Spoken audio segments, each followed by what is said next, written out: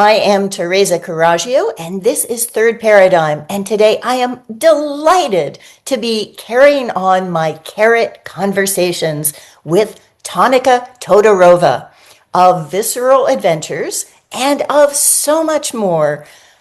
So, Tonika, tell the viewers a little bit about the spectacular person that you are. Hi, Teresa. Thank you so much for having me on. Spectacular. You're putting me under the spotlight. Really. I am a mom, I guess. I wear that label. I try not to adhere to labels specifically because they tend to pigeonhole you into that thing or whatever that construct of the people that think that is. But I do a lot of free range parenting, as in I try to do autonomous learning with my kids. And they were the twins were homeschooled until 8th grade, and now the little one is homeschooled and he just turned 7. I also direct and produce mainly theater, but a lot of immersive artistic experiences. I'm based in Chicago. I have a brand called Visceral Adventure. As you mentioned, I have a Substack under that name, but I also just opened up a big old performing arts special event space in Humboldt Park under the name Visceral Adventure Lounge, which I'm so excited about. And I want to talk about more at some point if we can squeeze it in. Originally, I'm an implant from Bulgaria. So if that has any relevance to the conversation we're going to have, which I believe it might, especially if we're going to talk about economic carrot systems and all that, and hamlets. What else? I have a tendency to escape into nature once in a while. I love the Black Sea. I love road tripping. I love things that make me slow down because otherwise I live a very busy life. That's pretty much in a nutshell. You know, that nutshell did not include your theater and directing, and that is such an interesting part of you. And you did not mention being a clown. Well, I call myself a clown now because I'm on a theater production that's a adult clown production, but I think that any real clown would be so offended if I called myself a clown because then I'll just be a poser. I did not go to clown school. I did not, I don't really feel part of the clown community, which let me tell you, there is a legitimate clown community. I And they love are the fact that you take clowning so seriously that you are like, wait, whoa, I'm not really a real clown. 100%. As a matter of fact, you know how online people put in the little clown emoji and they call each other clown all the time, and I really kind of don't align with that at all because I feel that clowns inherently are innocent, childlike creatures that discover the world anew, and that's what makes a clown so very special, that you can see through the eyes of a clown. So when somebody calls like Donald Trump a clown, I'm like, no, do not offend the clowns. Yeah. That is hilarious. And so our generic topic today is to take my book, How to Dismantle an Empire, which ends with that really most of the book is about abandon hope, all ye who enter here. Most of the book is just saying, okay, if you think that you can live right and do everything better than everybody else and therefore be independent, or that your community can make decisions that are going to save it and be sovereign. What my book says is no, you can't. These cards are so stacked against you that that will not be possible. The only thing that's possible is system change, and that system change is actually would be so much easier than we think if we actually knew what we want. So the one system change that I look at is that right now the bankers create all the money, which means that they own all the properties, all the houses, and that means all of our labor works for them no matter what it is that we do. As long as that's true, there's no decisions that you can make at an individual or community level that are really going to change that. So that's the one system change, is to take that power away from the bankers which was never given to them in the first place, and give it only to communities, and that those communities are then creating the credit that enables people to own and live in houses. And in return for that, what we're doing is passing on the legacy that those mortgages get turned into monthly credits that I call carets. And those carets can be used for very specific categories like locally produced food, wellcare, education, home improvements, and community projects. So those are the 5 categories that I look at.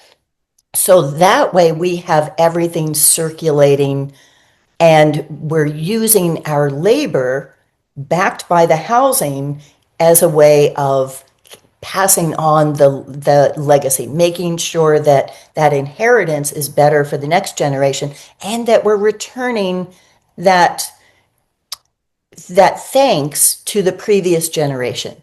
So that's why of all your many things, your experience as a mom is the most goes right to the heart of my system, because it was a system I developed really to be able to manage my family and be able to to stop fighting with my kids over, let's take care of each other, let's take care of the house, and instead to put something in place so that they were taking that on themselves. And so my carrot system just expands that into the next level. Yeah. I read How to Dismantle an Empire, fascinating book. I have to reread it. Oh, actually, I need to rewatch the videos that you put on Substack, because I really felt I got into the weeds of things I did not understand. Um, Obviously, you have done massive amounts of research that to absorb it all in one reading in an incredibly informational, dense book is very difficult. And kudos to you for really turning over so many stones, and not just economic ones, but also tribal, behavioral, anthropological things that maybe money guys always miss out on. And maybe that has a lot to do with the fact that you came from the perspective as a mom, because we have to take the dynamics of a family into consideration when we try to create any kind of system, any kind of infrastructure for the way that it works. So if I have stupid questions, please forgive me. I don't really quite understand a lot of economic models. I am trying my best, but I think that shit was made purposefully confusing. And for the longest time, I kept telling myself, well, I'm an artist and I'm a starving artist, and that's my label, and I'm going to be poor all my life, which was such a terrible thing to go for 40 years. And then finally turning a switch into my brain, like, why? I do so many amazing things. Why wouldn't I learn how to make finances work? And so I am finally on that track. I was blindsided by some medical life things that created an atmosphere of really, really trying to hone in financial information and how to alchemize that in my life. So I approached your book with, what can I learn? How can I see if this works? And in a very overview way, I think that I already do that within my family. As you were saying, as a mom, you can kind of understand the dynamics and how to make everybody happy, and see what kind of value they put in, and how their contributions can be rewarded, yada, yada, yada, yada. I feel like that I completely resonate with. I have 2 other experiences that I feel I can also bring to the table when we talk about Dismantle the Empire. The first one is the fact that I grew up, at least until I was 12, in a communist country, which I feel like it's ideologically has this, oh, we'll all share everything, everything's going to be fine, and why that fails. And I also, in my mid-20s, because I love adventure, hence my name, I invited 12 other artists to get on a school bus, which we gutted into and turned into a motor home. And we traveled the country with our inaugural theatrical production. And for 4 months, without any outside funding, developed a community which took care of itself. We only worked to make the show happen. Whatever income and revenue came from that show, we put towards food, lodging, transportation, which left us all with like $20 of spending money, which most people spend on weed because we're in their 20s. So maybe I can bring some of these levels of understanding to the conversation, even though it's not necessarily financial, economic knowledge. Yes, I think that's fabulous experience Okay, for awesome. for creating and understanding different communities that I think that the contrast of one of the tricks that I think has been used is this false dichotomy. And as you said, in my book, I have 28 different paradigm shifts of things where I am turning over that rock and saying, no, what we've been taught is really not the way it is at all. And so we've been taught communism bad, democracy good.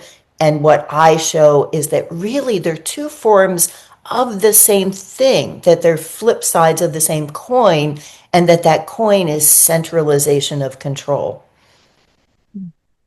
So that now what, and it doesn't actually matter what the government is doing. What really matters is the economics. That if you own the money, as the famous quote by Rothschild, attributed to Rothschild, goes, that it doesn't matter who's governing, that's the true government, and that happens without any figurehead that people can rebel against.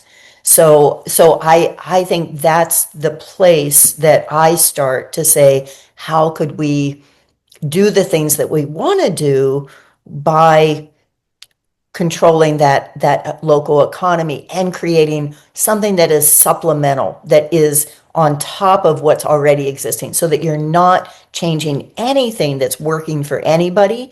All you're doing is adding another layer of possibility so that we can build up from there. Yeah.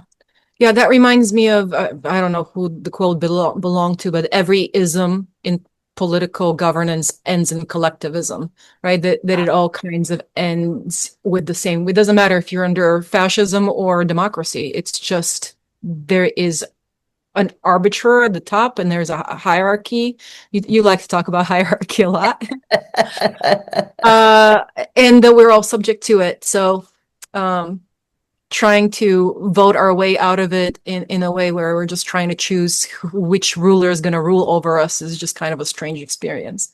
Yes, and absolutely that hierarchy, because the book I'm writing right now is Oh My Goddess, and looking at what existed before hierarchy. And I have been using the term patriarchy, but even though it was all men at the top, I feel that that's divisive, and that looking at just hierarchy, because you have the word hieros, who were the ones who also developed the hieroglyphs. So it goes back to ancient Egypt, and that puts that in the right time frame to say hierarchy was an invention. It has not always been with us. It's not a natural thing. And so my system I describe as the best anarchist economic system that there is, because anarchy is without, from An and archons, who are the rulers. Mm. If I do choose a label to call myself politically, I do say I'm a collaborative anarchist. If that is a note of information for you. Yes, no, I love that. Yeah, yeah. Community anarchy is another way that I describe it, because it's community self-governance, and you can't, anarchy has been turned into this thing where it's every individual for themselves, but that actually describes capitalism much better. Mm-hmm. Agreed. So what I wanted to ask you are, what kinds of, if you were Tsarina of your hamlet, however you describe that. But I think of Hamlet as being around 2,000 people.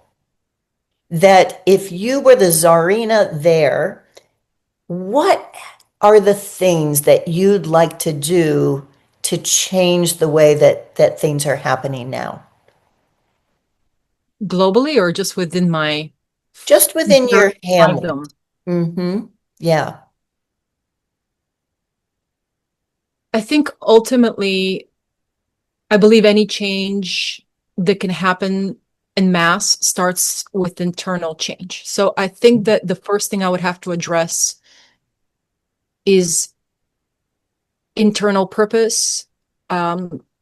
People really finding out something that any system, including capitalism, kind of beats out of us. What really is in your heart and your skill set? What makes you happy to do? How can you serve how can you be of service to the community? When I've been doing autonomous learning with my kids, the first thing I say, I'm going to expose you is when you were young, I'm going to expose you to everything I can. You want to try out gymnastics? You want to try out art? Let's try it out. Let's try everything we can. Your attention should be on what is it that you enjoy doing, because it has to start there. If you don't come with it from a source of this fulfills you, you will not have a happy community, because there will always be somebody who's going to be whining and poisoning the well. There's going to be always somebody who's going to be half-assing their job because they don't like it. So really, you have to enjoy what you're doing. After you find out what you enjoy doing, narrow it down to what also that you enjoy doing you are good at, because you have to come with it with some sort of skill level. In art school, in acting school, I saw a lot of people who tried out acting, especially if they were coming from an affluent family and they could afford to go to college for theater, which is, I don't recommend. Then you have to be good at the skill set. Otherwise, you're kind of wasting resources and patience and other people's times who might be good at that skill. After that, what you enjoy, what you're good at, can you sustain a living off of it? This is what I tell my kids. Can you turn whatever, alchemize all of that into something that you really are, you can provide for your family? And then if you have all those three down, what is it that you can do for the rest of the world?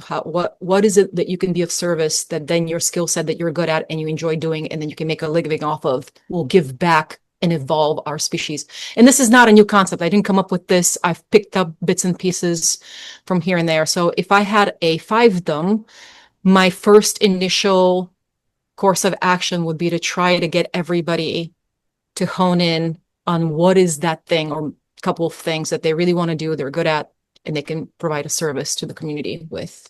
Mm-hmm. So Then, can I respond there?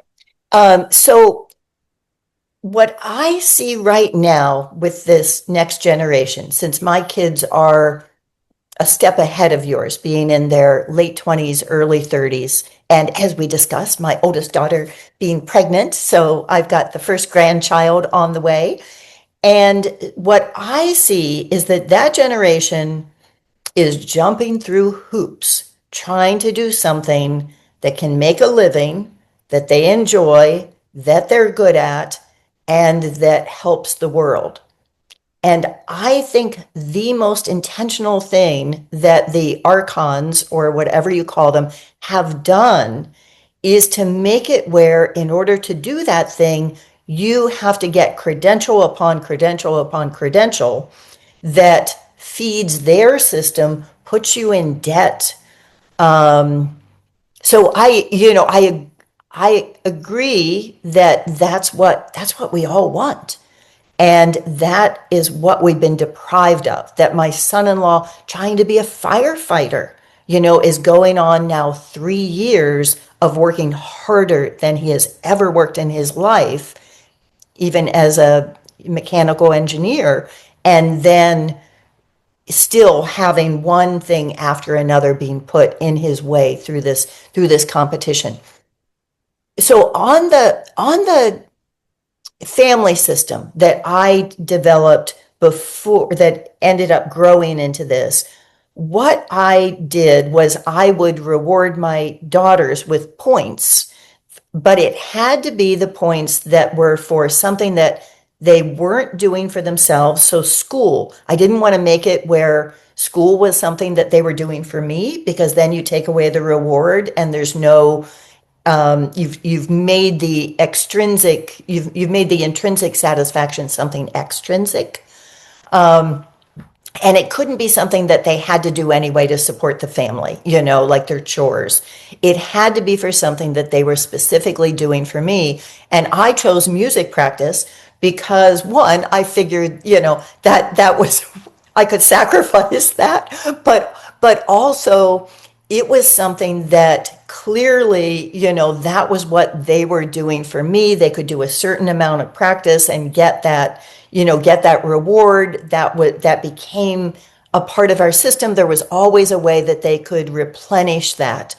And I've said that you actually can't know what you enjoy until you're good at something. That, for instance, music just, it just requires discipline in order to get good enough to enjoy it. That from the very beginning, it's frustrating. Everything worth doing is frustrating until you actually learn the skills. So that was why I put that in there. When I look at a social system as a community, I separate out the things that give us joy from the things that are returning to the community. I think the things that give us joy that are often infinitely replicable, like, art or music or writing, that those are things that we should be doing for free. We should be able to give away to the people, find the home for them that we want for the person who really appreciates it. And that the things that we do to make a living should be very ordinary. They should be just making food that your neighbors, are willing to trade you carrots for, or doing, like when you say, people think, oh, I need something that gives you joy. Does plumbing really give anyone joy? But it needs to be done. And so having those skills that are just ordinary, that gives everyone the ability to do that for, say, 20 hours a week, and then have the rest of the time to bring the best of themselves out and give that to everyone. Yeah, I mean, there's definitely truth to the fact that who's going to choose to clean toilets, for example, if it's up to them to choose what they want to do. And I I don't. think that was my family example, is that no one, you don't do what you enjoy because no one wants to clean the toilet, but everyone poops, everyone cleans toilets. Yeah, I mean, I can see a point, but at the same time, I wonder if there's a happy medium, because I think that people who finding your internal purpose doesn't necessarily mean that that's all you do. But I also don't really quite think that you should not be rewarded for your gift. And maybe because theater in general, for example, is a very self-sacrificial trade. Mhm. It is very long hours for very little money. And we're mostly having to juggle a real-time job on top of producing theater, which results in exhaustion and burnout, in not giving your full in either one of those things. So if there was a way to at least, maybe while you're involved in a project that you, I don't know. I don't know what exactly, Yes. I don't want to get into the weeds of it, but So yeah. I can address that, because I think the way that you do that is you use the education carets. Is that if you are a theater person, that one of the things that you're doing is inspiring other people to want to be able to know how to do what you do. And so I think that the everyone can teach, everyone can learn gives a lot of leeway for taking your passions and being able to use those to make the living on the side. And when I say that, that when I say that we should be able to sustain ourselves with the ordinary things. What I more mean is that having that movie star who is sucking all the air out of the room by making that huge salary, I think that that leaves less theater happening in communities because instead we're all watching the television or the screen with that person who is being paid that exorbitant salary. So rather than someone, the only people who are actually making a living as actors being that upper echelon, that instead I think we should lower the bar and making a living much, much more affordable and easy to do that also gives everyone time to pursue their passions.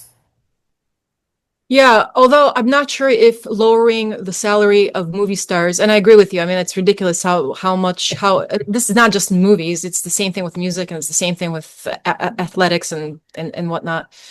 Um, but I think that we're mostly then talking about human behavior rather than some kind of rules, because I think that, for example, in a movie star situation, people are attracted to that person because everybody knows that there's like a fame factor. Even if that person wasn't making a big salary, there is a fame factor. Now, I have to tell you, back in Bulgaria, when I was young, we had famous actors, people who were seen in the movies, and they were absolutely, everybody knew their names, everybody knew their faces, and we would see them out in restaurants because the country is too small to have exclusive country clubs for movie stars.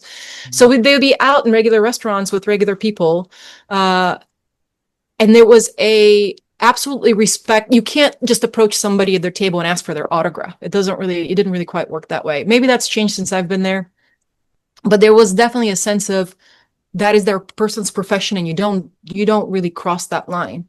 Whereas here, we're crazy about famous people.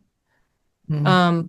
And so the inequality of what we see, where we spend our attention has, again, it goes back to sort of an internal, why do we have this infatuation with fame and the limelight and people who might not even be good role models, ethical role models, but we're attracted to them anyway. Like what is happening here? That is an Wow. internal behavioral thing.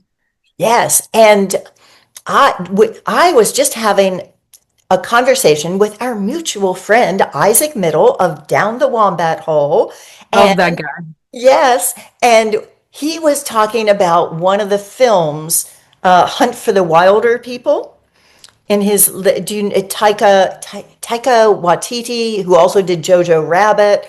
I know the name, but I haven't seen the movie. Yeah. Yeah, New Zealander, oh, great. Oh, you got to see this movie, and you got to see it with your kids. It's one of mine and my daughter's favorite movies. So I was saying that I wonder whether one of those agendas of the CovidCon was to destroy independent film. Hmm. Because I had two that were within walking distance, two theaters, and they had at least four films going at any given time. We had a film club that we'd meet and talk about them weekly, and there were so many interesting films that were going on. Parasite like scooped all these awards. So I feel like independent theater, independent filmmaking was not destroying, but making something where there was just no point in watching the commercial stuff. It was so much more real and vibrant, and there was so much more that you could learn from it. So I think that those people who are doing things that become well known and become well known globally, that absolutely that should be encouraged, but you don't actually need to have that big budget blockbuster in order to do that if there is kind of a fair playing field. So again, throwing in to be able to imagine how we could solve these problems within my system, that when you look at the exorbitant salaries of sports or actors or something like that. What my system has is that carets are worth twice as much in terms of housing as whatever imperial currency there is. So if you if you have carets and a house, is whether you're buying a house, whether you're renting a house, you have twice the clout as someone coming in from the outside, whether that's some big oil investors, no matter who it is, the big developers, the ones who are scooping up those hedge funds, scooping up all of the properties in all of the cities right now. That can't happen because under my system, you have an advantage and you can give as much advantage to natives and long-term residents as you want in your community. So that says that you can create a maximum amount of how much people can transfer from imperial currencies into the caret. So if you want to keep your cost of living lower, you could say 3,000 a month. If you wanted it higher, you could say 6,000 a month. But you are reducing the bidding war then in terms of housing going up as high as the market can possibly bear, which is what happens right now. How do you, what about if it's not some oil tycoon? What if it's some person from another hamlet who wants to, I mean, I know that the cap is 2,000 people, but does that then just mean that people are very isolated in their own hamlets? How does, Yeah, how good does that question. Good question. So what I set it at is that every hamlet has the six, I think it is, hamlets around it makes a village, and that the villages around that make, I think it's a district, and then around that is the Commonwealth. So wherever you are, your hamlet is at the center of this whole, like, different levels that might go up to 200,000 people. And so within that Commonwealth, that's where you would have the flexibility to be able to move around and have the same ability. It gets tricky and more complicated. Say here, one of our neighbors is San Jose and Silicon Valley. And so to have Santa Cruz be affordable when you've got Silicon Valley money pouring in for second homes, for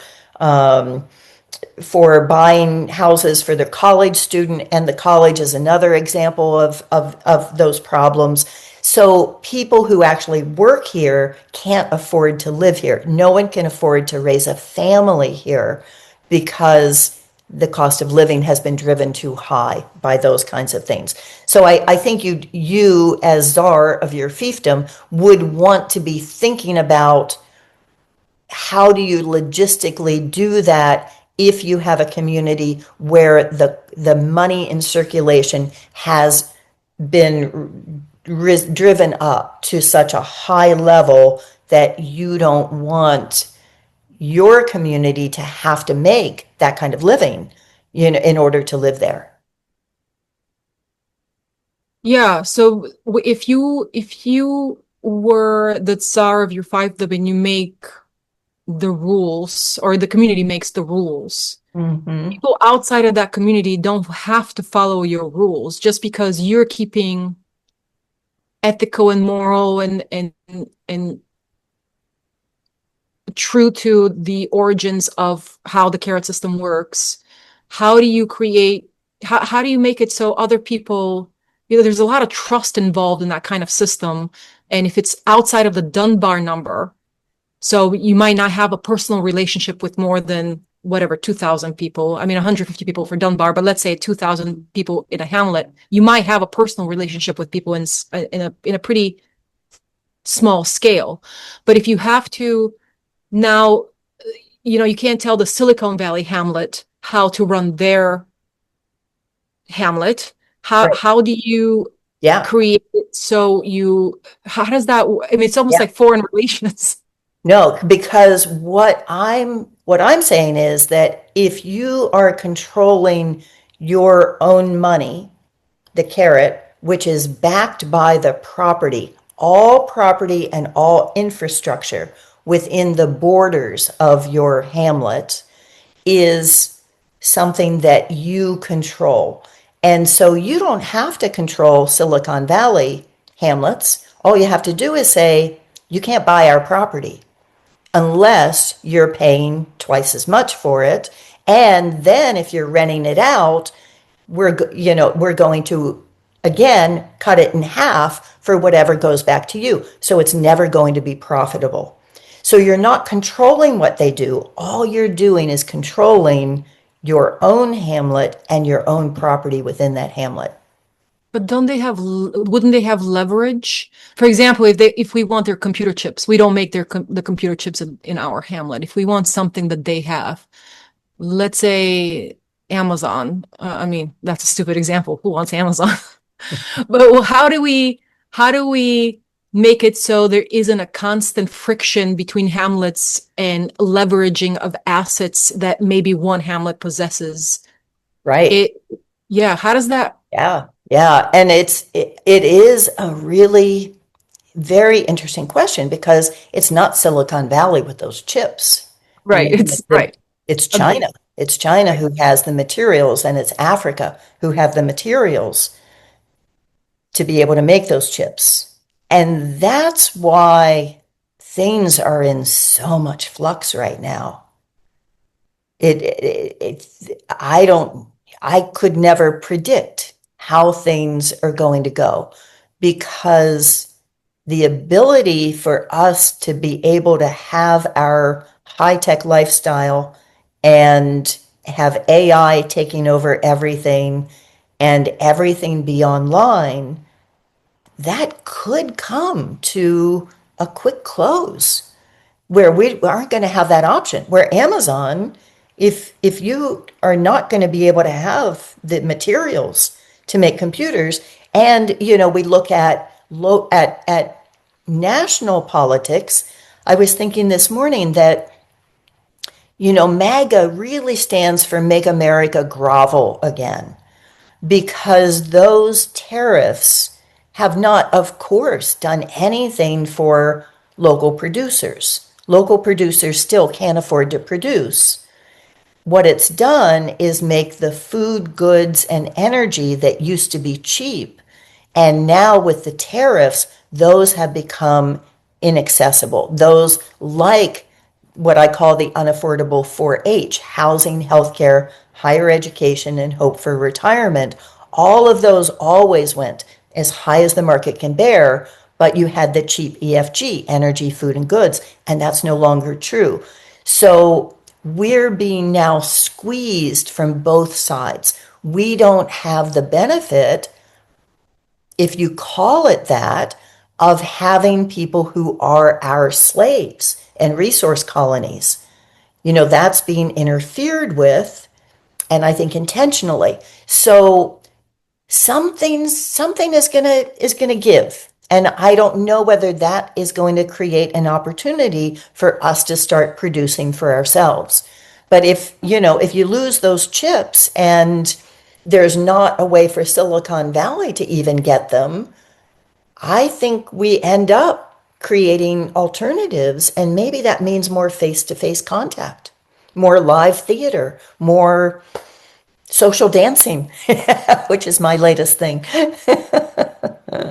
Tell me more about that. I'm now up to 12 hours or 12 classes and 5 social dances a week. That's In wild. salsa, bachata, tango, waltz, and Is it world with the dance. same? Is it with the same people, or are they different Different, programs? different, yeah. But there is one ballroom that I now have the all you can eat, unlimited silver sneakers special. And I am making full use of that. Yeah, I mean, that sounds like such an incredible the way to spend your time. I wish I could Yeah. spend more time dancing. I Um, I feel that the things that they have done from this hierarchical top level, I feel that Goddess is always inverting them. Goddess is always flipping them and making them something that is to our benefit. And that's why every time I hear about horrible things they're doing, I think, oh, this will be interesting to see that jujitsu move and how that gets flipped. So I think the imposed isolation of the CovidCon has created this backlash where people are so wanting face-to-face interaction, and we're so happy that we can see people's smiles again. oh And my God, 100%. As a matter of fact, I've had to do some interviews for the Visceral Adventure Lounge, and the question that is in every single interviewer is like, why is it important to have a space right now for people to meet face to face? And I keep having the same answer, which is we have over binged on Netflix, on online experiences, negative Facebook commentary, fighting social justice warriors, whatever you have you. It's like over binging on gummy bears. And now we just want a nice, warm, homemade chicken soup because and I think that there's going to be a real resurgence for theater. Before COVID, I really felt like theater was dying anyway. There was a lot of wokeness that was coming through. There was a lot of this thing was happening where, and I understand why they were doing it, but now we have intimacy coordinators and stage fight coordinators. And I'm not saying that we shouldn't keep people safe, but it's gotten so sterile where we have to sign contract that say red light, green light, can I touch your elbow? Well, all of that, we're in the humanities. It takes away from the humanness of our interactions and our relationships. So Visceral Adventure Lounge was really more of a, here's an extended living room. Come and have aesthetically awake experiences, connect with people for real, change the world, not because you're sharing raw information, because nobody is going to change their mind over raw information sharing. We can find sources that you don't trust and I don't trust and what have you. But we will change our ways if we have shared experiences together, if we feel something together, and that electricity is the same for everybody in the room. So what was you said something I wanted to talk about and I went on a tangent. no, Uh, oh, just that COVID. Goddess is flipping everything. Yes. That is slipping out. But earlier you said something about the independent film disappearing. And Yes. actually, I'm in the middle of shooting an independent feature this month, and it's been a very intense movie schedule. I am so impressed with friends, people that I've been colleagues with for years, for decades, who are created this independent feature. And to me, it's just so professionally done. Um, and I was talking to the PA, and he was saying how they had come from LA, and he said everything after the writing strike changed. That was the first sort of pin that dropped. It was before COVID, and just now the wave is coming back, and we have this creativity, whether it's because it's technology induced, whether it's because it's railing against AI and people are trying to remain relevant. It is a renaissance of creativity in the filming industry, which is so exciting to see. And I think that there is this true resurgence in live events, which obviously affects me. It's very exciting to see. And then COVID allowed us to get off the hamster wheel and say to ourselves, okay, like really that thing that we started out with, what do I want in my fiefdom? I really want people to look at themselves. What is it that you want to do? What is it that you enjoy doing? What is it that you're good at? Because it's such an important element to changing our systems and the way that we function as a society. Yes. And in among the things I'd love to bring back is that I think radio is community forming.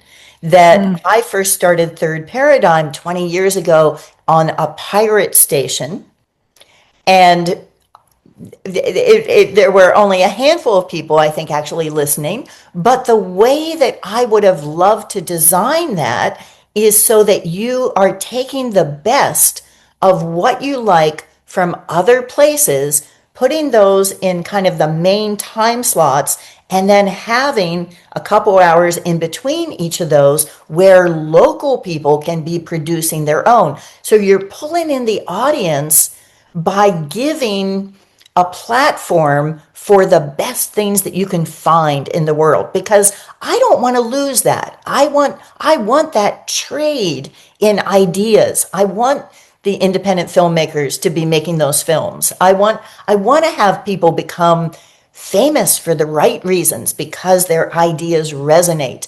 So I do see that all backfiring. And I found too, the internet, it's actually been hard for me to bring myself back to producing content because I don't even know if anyone's listening anymore. And in a way, I can't blame them for that because I'm not doing a lot of listening anymore. I feel like, okay, I've figured out what I feel is going on, and now I just want to put it into practice. And I think that AI has become so insidious where some of the best content producers and best responders I suspect of being AI. And I'll think, okay, nobody gets me like this person. And it's like, oh, there's a reason. There's a reason nobody gets me like this person because they're pulling from here, here, here. And I have such an eclectic combination of things. So for anyone to be responding on all those different ways is not always a human thing, so it's made it where, is there a point in me to be responding to this person as if they're a person? Yeah, I think we had this conversation with the Apocalyptimist Club and Kathleen Devaney and touching grass and when Margaret, Anna Alice, and I were hosting some of CJ Hopkins's tour throughout America. And there's this realization, really, that it's not just necessarily suspect of AI, even if it's not necessarily AI, there is the echo chamber that could be Substack, and even if it wasn't so much an echo chamber, even if it was just the ether, you're putting things out in the ether, and you can't really quite see the relevance of how it changes things. You wanna put it out there so people can have access to information. During COVID, it was very important because, especially for dissidents, it was kind of like these lighthouses in a very stormy sea, and we had to see each other and we had to find each other. But I also have been putting a lot less content out. I have been reading so much less. I haven't had time to read so much on Substack. And like you, I also got the gist of things, but now I'm eager to get into community and really do things face to face and know that I might not be changing the world in mass. I don't need to have a giant megaphone or platform, but even if it's a small community of a handful of people, to see the reaction firsthand, to experience it firsthand, feels it has a lot more weight than just putting things out in the ether and hoping that they're changing. Yes. Yes. And you mentioned our Apocalyptimist Club. And I want to explain what that is because I feel like it was something that was such a powerful catalyst. Is that, was it 2 years ago, or you probably have the exact timeline because I think the first time we met was right after my diagnosis. So exactly, right. January of 2024. Yes. And so Mary Poindexter McLaughlin, one of our fellow beloved Substackers, had this concept that she wanted to bring women stackers together in her posse. And so she set it up, sent out the invitations, and between that time and the time that we first met, you got your diagnosis. And so all of a sudden, we were thrown into the deep end. It was like, no, this is not going to be some superficial little chat. We are suddenly dealing with the most important things that there are. And that became a lifeline to me, to I think to every person who has been part of it. And huge things have continued to happen. Margaret Anna Alice losing her husband suddenly, and having, and then Mary at one point had almost lost her house to a hurricane. And it just kept having these big things that we were dealing with, and all coming out of it with so much sweetness and meaning, and resolving in ways that were unimaginably good. There was So, definitely almost like a tribal sisterhood feel to it. I think because major milestones were happening and tragic things were happening left and right. And it cut away all the fat. There was no chit chatter. We weren't talking about the weather. We came in, oh my God, this is what's happening right now. And then being the recipient of personal support from everybody regarding cancer, alternative cancer treatments and resources, mental, emotional support, all of these things, to be able to do that with people we haven't even met in real life. I mean, I'm going to meet you in real life very soon, which is very nice. But I've met Mary. But that is a special thing. yeah. Uh, People online, you don't really quite, they just exist. You don't even know they're bots. We sometimes in Signal make fun of people who, oh, you're just a bot if they say something we don't like. But it's a special experience. Yes. And I feel like there was something of the world in a microcosm that we became, because I need to clarify, there's only what, five of us now who are going to be meeting Right. after this, that it's a small group to have had so many momentous things happening. And that's what I am wanting for everyone. I'm wanting everyone to find that group, and to have the knowledge of those real people that you've made through the internet. Because I have to say that real life connections are also overrated. That before COVID, I can't imagine my book ever finding an audience. I mean, I tried, but nobody wanted to hear about those kinds of things because I was contradicting everything that they'd been taught. It wasn't until COVID and there was an entire community out there, and we all knew that the bigger the lie, the easier it was to get away with it. So, Hmm. with people starting with that premise, my book had an audience. Actually, this became to me very clear the day I went to see Margaret Anna Alex. Actually, when I went to see her, there was this hug, and it was such a powerful experience to hug someone that you have related to online. You know you're a real person because we've seen each other on Zoom, but there was something about breathing the same air. There was something that happened within that physical touch that her and I had that cut through all the fat, especially because we had already accepted each other on a level that we weren't, during COVID, there was a parts of me that I had to hide. There was the stuff that I had put out publicly, I got absolutely pummeled for. So online, this was this ability to, well, I'm just going to be myself, whether they love me or hate me, right? And then I met Margaret, and this hug was so, I accept you for who you are. Yes, It felt so powerful. yes.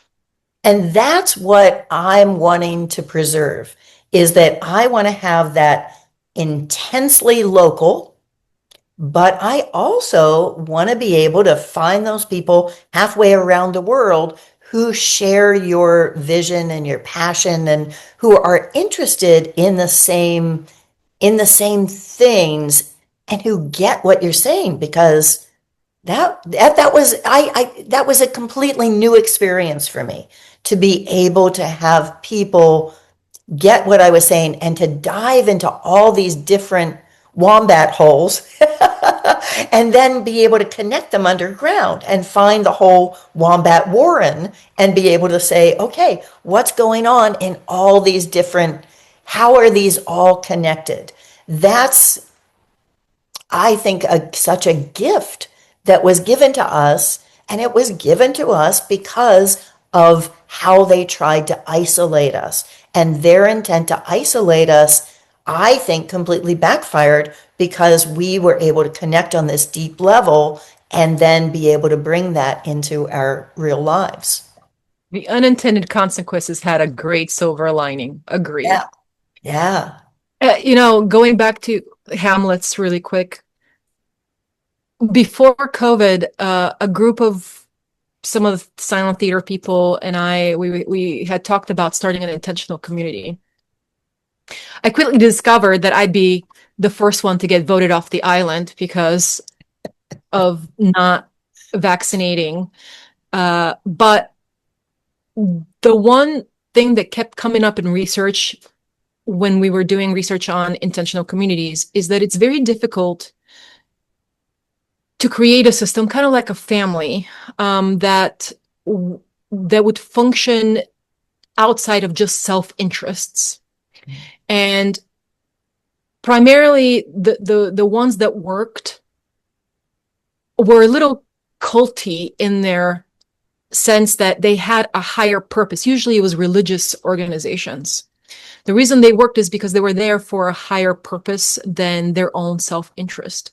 And I think that in creating a self-governing community, a collaborative anarchy, one of the things that has to be solved is shared values. That I think that it would be difficult for people to cohabitate and have an aligned goal if they don't share the same values. Case in point in theater, when I say it's self-sacrificial, is that very often you have to turn down other money to be in a show that doesn't really quite pay or pays very little. Very often you get sick, especially if it's during flu season, you're sharing close proximity with people, you absolutely sacrificing your health, time and quality time spent with family and friends outside of the project, which can suck up your entire bandwidth. So it's very difficult to do that unless we were all there for the purpose of, while we were doing the show. And that's temporary, so we tend to make that sacrifice. How do we make that sacrifice as a person? Or maybe sacrifice is a wrong word because I feel like it's got a negative connotation to it. But maybe how do we have aligned values? How do we choose and have a system where we know that we're there because we want to make it work? Is that the right question? Does that make sense? So it's a good question, and I will push back on it because I think that if you can give people control over themselves, you don't need to control them. And that if you're controlling the shared legacy of the property and making rules that have to be the same for everyone, that's one of the rules of the carets, is that they have to be equally distributed to every commoner. And the only exception to that would be children. And for them, what I do the distribution to is the mother, because I'm looking at matrilineal kinship groups as a way in which everyone was included and everyone knew that they had an equal place. So if you have your reward system to say, okay, you need to be doing something that your neighbors actually want. So whether, like if you do theater, you can call it education, you can call it wellcare. So those kinds of things, you can find a way so that people can use carets for it, or they can just use the carets that they've earned in order to go to the theater. And that being a one-time event in which there's a specific amount of time. See, that's where I would differ in terms of going back to what I said about your passion not necessarily being for money, that when something is infinitely replicable, I think it should be a gift, but something like theater happens at a specific time and place, and as an actor, you're putting in time that isn't going towards something else. It's not something that can be replicated. So that to me is a legitimate, you should be paid for that. If you're making an art piece and someone ends up owning that art piece, that's different than if you're making, maybe an image, with AI that goes to everyone on the web. That I have different systems for thanking people for those kinds of things, but it's different than actually paying for the use of it. So I think that we could make it so that you don't need shared values. That if you make it where everything has to be flipped around the equal sign and still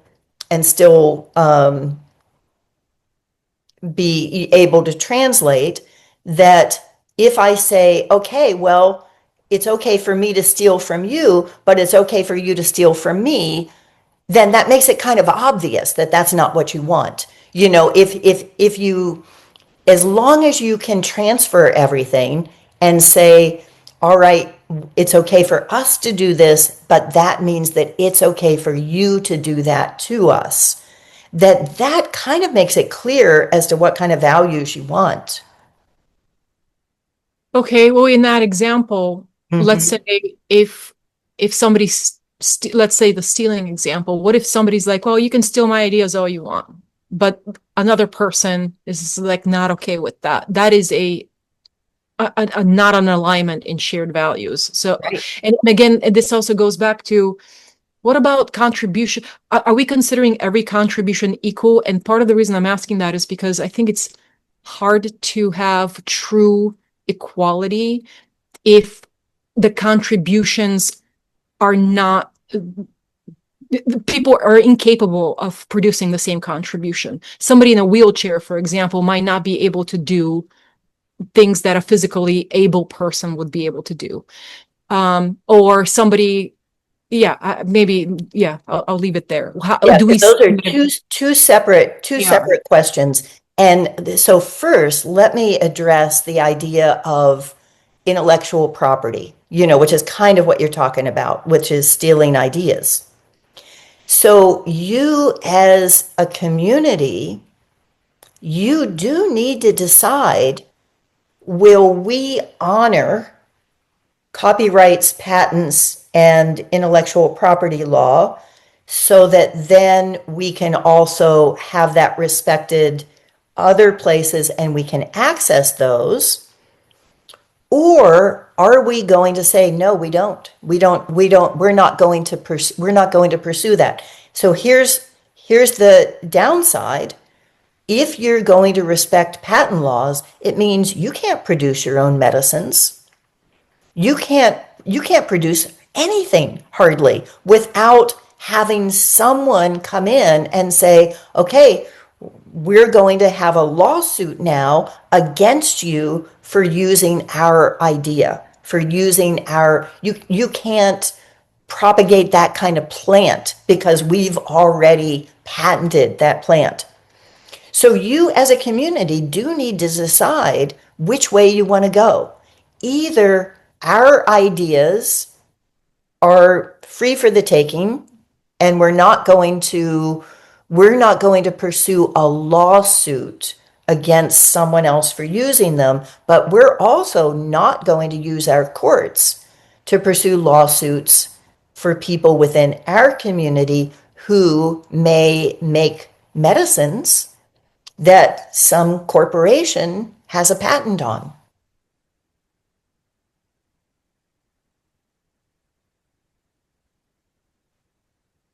Yeah, it's tricky. Hmm. It is, yeah. Because the danger there is that those corporations may say, okay, we're no longer going to sell patented medicines into your community. So it is tricky. It's tricky, but it's one of the biggest ways in which they're controlling us.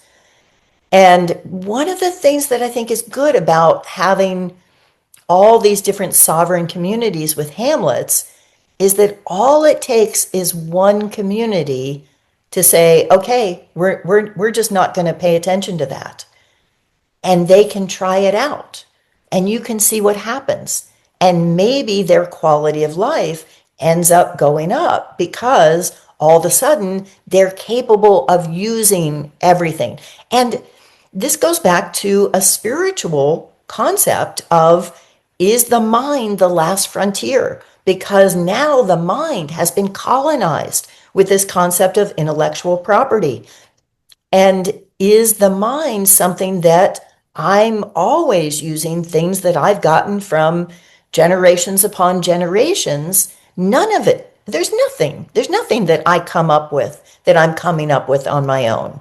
The idea of, as a mother, imagine if we had patents on recipes and how Mm. limited our cooking would be if the first mothers were saying, "Oh no, that's my secret. No, you can't make that. You can't combine flour and water and make bread, and yeast." And so our shared legacy of food is really that communal, everybody uses everything, and there are no patents that are recognized in that. I would like to see the same thing in everything.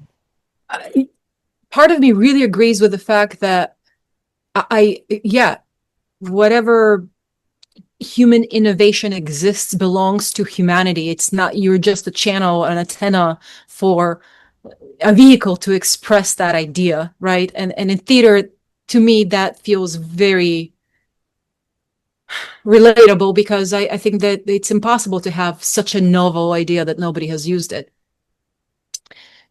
I guess, and this is other people's pushback, and I feel like I have an answer to it, where they say, well, if you don't reward innovation, it will stop to exist. That if you don't have somebody being rewarded for their idea, you might not get that many ideas out there. But I do think my pushback on that is that necessity is the mother of all invention. You have to eventually you come to a point where like, well, we don't want to be dying of this whatever it is. Let's make a potion because we're all witches. I'm kidding, but I'm not.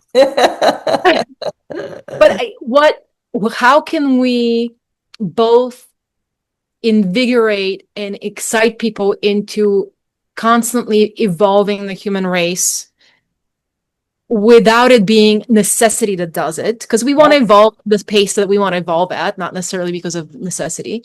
Yes. And at the same time, I personally reject the idea that somebody has a cure for something and they won't use it because they didn't pay you enough, which is ridiculous. Yeah. Yeah. So Yeah. how do we solve that? Yes, I have an idea that I am wiggling in excitement to tell you. Yes, I'm listening. So the way that I've imagined it is that you have this whole platform out there in which that ideas within your own hamlet, someone can't, there, I do think you want to protect it. You can't have one person doing something and then someone in the same hamlet saying, okay, that's great. Now let me just take that and do it over here.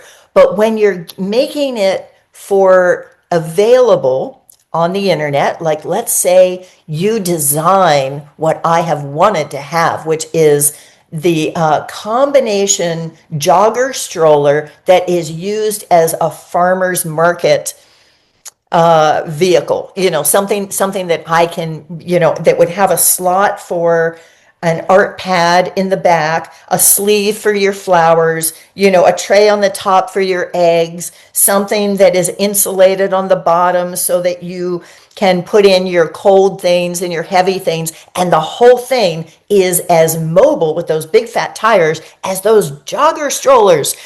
We had one in our family and we repurposed it way long after the kids were like out of it. So let's say you have a design for that made of bamboo and you put that on the internet and other people make it in their hamlets and sell it. And what they give you are gratitude tokens. And so they will give you gratitude tokens, which are not really costing them anything. And then you get to use those gratitude tokens. Say, if you go to that place and you find that there is an entire group of people there who want to thank you for these lovely jogger stroller farmers market baskets that they now use, or that you can transfer at a lower level to your own carets, to your own imperial currency. So you get the opportunity to go where those tokens were produced and find your fan clubs of your idea wherever that may have scattered around the world. So you're not going and just traveling to be a tourist. You're going to connect with a community that loved your idea. And that way and I also have thought about combining those with edu travel tokens and something that if you're doing some kind of share program, that of course I want to make things like Airbnb and Lyft and Uber ones that are owned by the community. So instead of taxing, it's the community that is getting the benefit of that, and that those can be taken at a lower rate as imperial currency, but they can also be used for edu travel so that then you can go somewhere else and be able to kind of have this big trade of connecting with learning communities all around the world. Mm. Yeah, that's an interesting idea. So is the imperial currency, is there an overall, when you say that you can trade your carets at 50% the price into imperial currency, let's say, is that like the dollar for whatever the world reserve currency is? Yes. Well, no. It would be in your country, whatever your currency, whatever your, so the dollar definitely for us in the US, but it would change because it would be wherever you are. Right now, I think all of the currencies are tied into the central banks, except for maybe Iran, maybe Venezuela. I don't know, but almost all of them. So anywhere you are, there needs to be. There's not one currency fits all. That you do need to have access to a currency that was created by the empire in which you live, and that is something that has global trade value at whatever that's set, but that you also have different kinds of currencies that we can use, so that here in Santa Cruz there may be sibling cities that are in Latin America, and I may be able to use my carets at a 1-to-1 ratio there if I want to go and spend a semester studying Argentine tango. So having our network be actually what we should describe it as is a matrix. The word matrix has been taken over, but matrix comes from matrices, which is the womb. It is the connecting tissue that surrounds the womb, and that's what we need. What we need is something that isn't just particular to our community, but that also connects to other communities who are like-minded. And when you talk about similar values, I think that's where we're talking, is that you want to be able to trade with other communities who are not centralizing the wealth, but instead are doing the same things that you are, where they are empowering the people within them. So you think that this could work outside of everybody buying into it? As in, if there is an empire that has a few hamlets, maybe not everybody chooses to live in a hamlet. They choose to live in empire. No, No. no, that everyone needs to be born into a hamlet. For that you would always have the place where you were born. Like I was thinking of just a designation that you would have, and there would be only one place that was one and one that was A. One would be your primary home residence, and A would be the place to which you are native, and that those two things don't need to match, but each one of those give you particular privileges, if you want to call it that, but they give you a share in the inheritance that you can get instantly if you are going to the place to which you are a native, or you can get it over time if you are a long-term resident somewhere else. So that gives you that share in being a commoner, Who gets to decide who's a commoner? Is it right? the community? So the community decides how long someone needs to have been there in order to be a long-term resident. Everyone needs to be a commoner of somewhere. So all people born in that area are automatically commoners. You can't have anyone who is excluded by the system. And that's why when I say everybody is born to a hamlet, that they don't need to work within that system. Like if people are working for some corporation, that's really good for you, because you can say, okay, you can take $6,000 of your salary and transfer that into carets at a one-to-one basis, and that gives you the ability to pay your mortgage at that rate, to pay your rent. You want to do that because you want to build up your reserves as a community. You want to have dollars pouring in so that when someone says, well, I need to cash out these carets and buy something on Amazon, you can give them that, 2 carets for $1. But then it's also in reverse. When someone's bringing in $2, they're only getting typically 1 caret unless they are a commoner. And is then the dollar, let's say it's the dollar, the empire currency, Right. are they own hamlet? How are they outside of the hamlet system, or are they their own hamlet? Well, so they would be contributing that to their own hamlet, to wherever they're residing, whatever hamlet they're living in.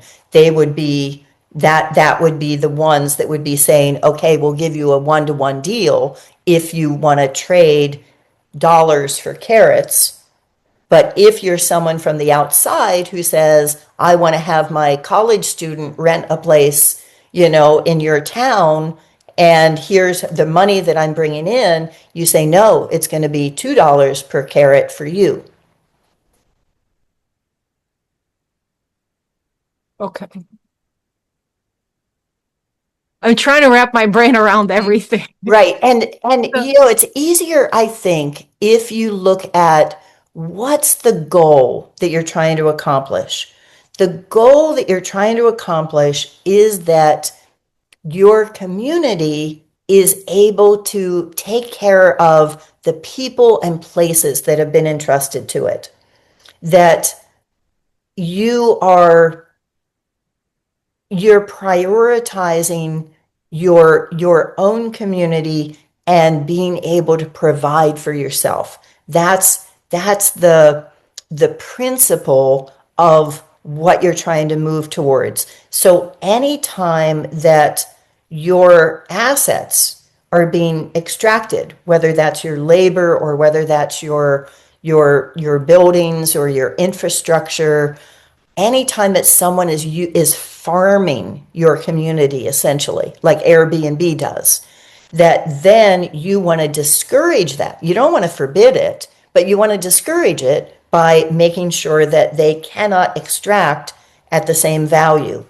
And when people are trying to come in and take your assets from the outside, you want to discourage that. Yeah, I guess I'm trying to figure out if 50% loss in the transfer of carets to imperial money, Mhm.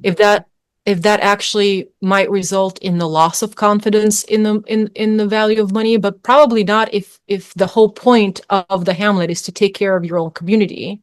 Right.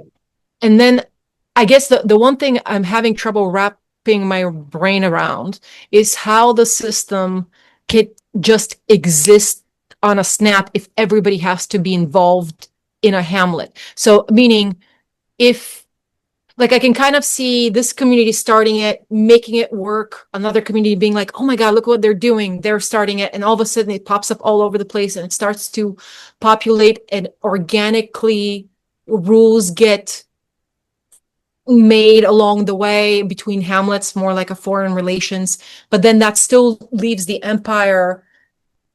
If it starts to if it doesn't happen right away, it provides an opportunity for empire to leverage things So let because me, yeah.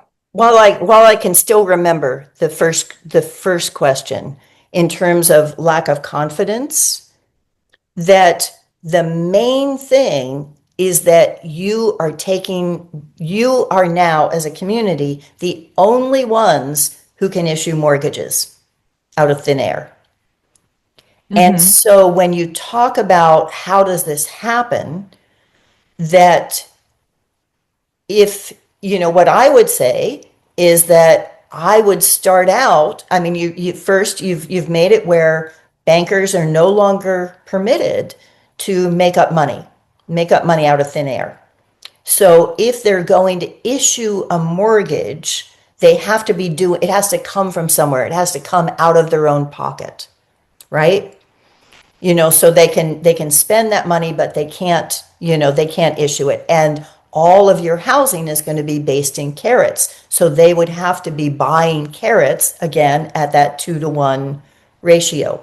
So the first thing that I would do in order to change over the mortgages to the caret system is that I would offer all existing homeowners 3% fixed loans. And so by having a low rate that they know that will always have, that they can finance up to 80% of, say, the cost of the house through at 3%. And then every quarter, I would raise that by zero point 0.1 until I think within 5 years, it would get to a 5%, 5.3%. When, and that's where I would leave it. I would never have that rate change again. But people would want to transfer their mortgages sooner rather than later if they know that the rate they're going to borrow at is going to go up. Now, you actually want to have a reasonable rate that they're borrowing at, because that gives you the ability to give your savings, your retirement savings, your any savings that you have, a good return. So you need to have that rate. You don't want to have that rate be low, because that rate being low just makes the cost of the housing higher. And you want to bring down the cost of the housing. So that's your objective, is to bring down the rate of the housing. But you mentioned loss of confidence. You're never going to lose confidence in a currency that's the only thing that can be used for your housing.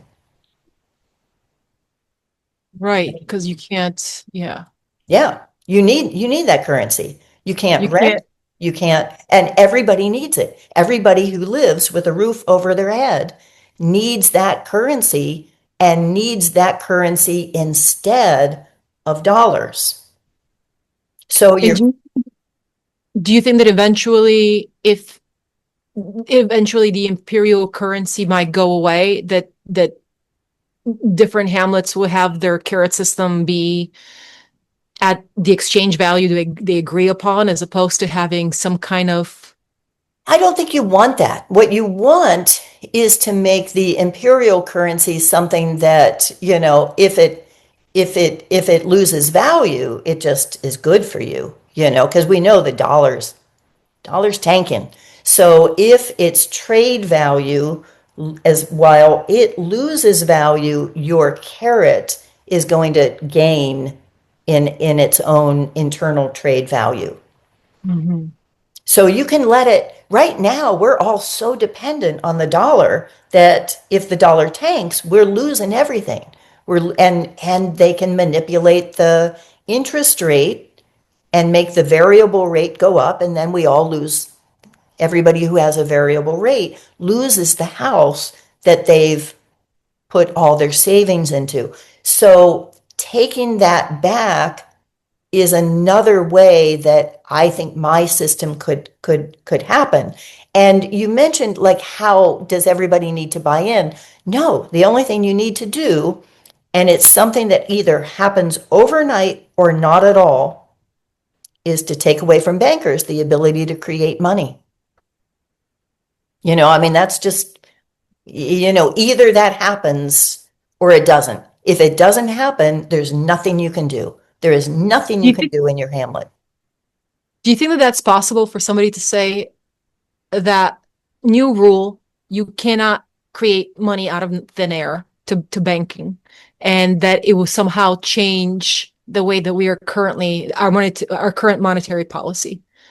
So, how many people, if you ask them, what's the biggest problem in the country or in the world? How many people do you know who would answer the bankers creating the money? Practically nobody really. I mean, outside of Mhm. dissident circles. I don't think that Absolutely. people know what money is. I didn't know what money Yeah, was until a few years ago. absolutely. Yeah, no one. There's no one that I know who would say that other than me. So if we actually knew what we wanted, I think it would happen. But right now, see, that's why I wrote How to Dismantle an Empire. The book I wanted to write was a 2020 vision, the economics of community, and how to build a commonwealth. But what I realized is that we cannot understand what the solution is unless we understand what the problem is. And no Yeah. one thinks that the banks owning all the houses for free and therefore owning our labor. I mean, when you say it that way, doesn't it seem obvious that there's Yeah. Yeah. nothing we can do that can change anything as long as Yeah. that's true? But no one knows that that's what we want. Right. I mean, 100%. If you put it that way to people, they'll be like, wait, what?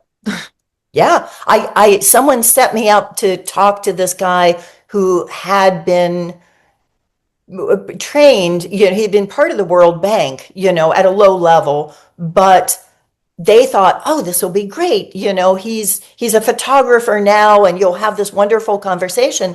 And we started talking, and I told him that, and he was like, no, no, that's not what happens. No.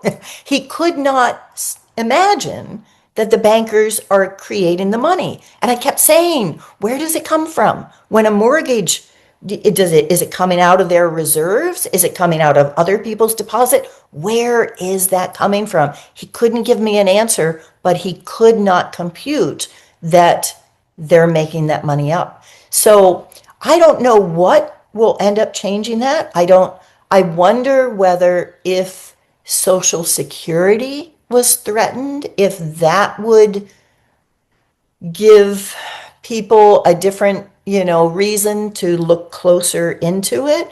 And as you know, my system is based on capitalizing banks through the Social Security Trust Fund.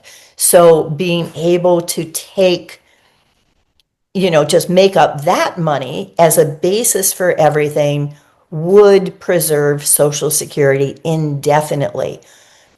I don't know how it'll happen, but I think that needing to know how it will happen before we decide what we want is a way of stopping it from happening. I think that when we know what we want, it'll happen.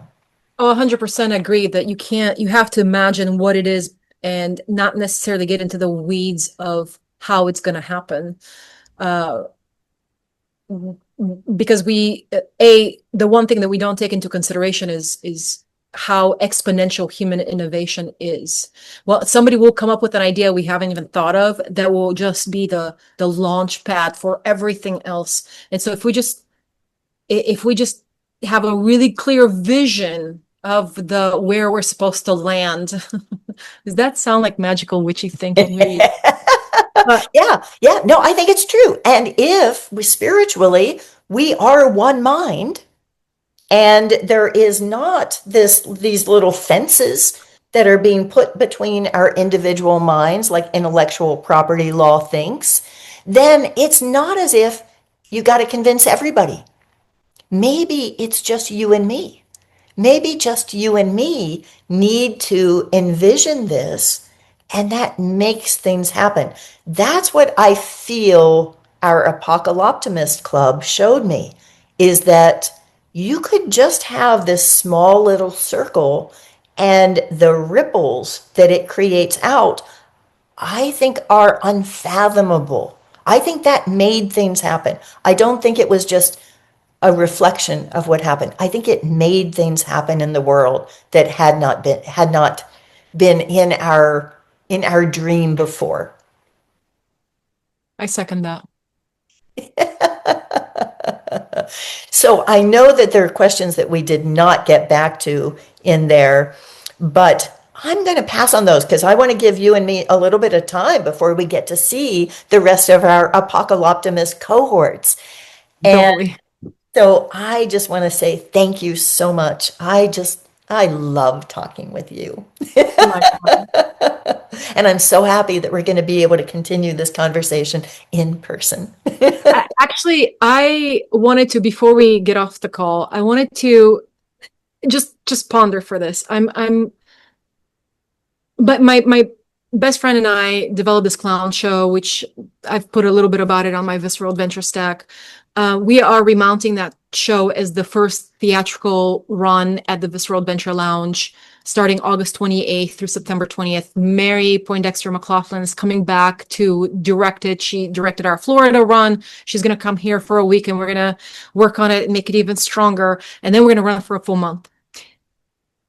Sunday shows are matinees. And right now we're floating around the idea of having every Sunday either my character, Tani Wani, or my co-partner's character, Jilly Willy, inviting somebody, we're hyperbolic versions of ourselves. So I'm kind of like this conspiracy theorist clown, and she's kind of like a woo-woo clown, and I'm a little woo-woo myself, so it kind of works. So she's going to have a guest who does some woo-woo things, maybe energy healings, we'll see. And my character, I was thinking about maybe I'll have a conspiracy Weary 101 show that I wanted to do. But one of the things that I think would be very engaging for our audience is actually this alternative monetary system. And if you would consider, maybe let's keep the conversation ready, but I wanted to invite you to perhaps come for one of the Sundays, and we'll do what we're kind of doing right now, but also allow for the audience to have questions, because again, I'm a little stupid when it comes to financial economic models, but I think that it would be really nice for people to be exposed to this kind of alternative thinking. My answer is yes. Yeah, I don't even need to ponder. My answer is right, yes. awesome. I was okay, then we'll already make it happen. thinking how much I wanted to be in that space. And I was thinking, oh, but it's going to be so long before I finish my Oh My Goddess book to have a book launch there. But you have just given me the best possible alternative. Yes. Okay, perfect. Let's talk about details, because I think that this would be so refreshing for a Chicago audience. And nobody has ever come across this kind of alternative model. So I think it'll be new for everyone. Yes. Okay, Thank you so much, Tonika. Yeah. Thanks for having me, T. I really appreciate it. Absolutely. See you soon. All right.